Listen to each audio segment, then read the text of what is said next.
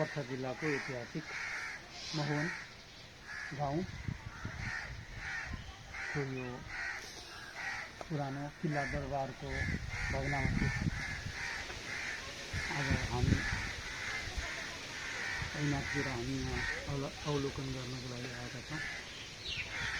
पुरानो दरबार, ऐतिहासिक दरबार। यो पुरानो रुख, यो पिपलको रुख कति वर्ष पुरानो होला? धेरै पुरानो जस्तो छ, 50 वर्ष पुरानो होला।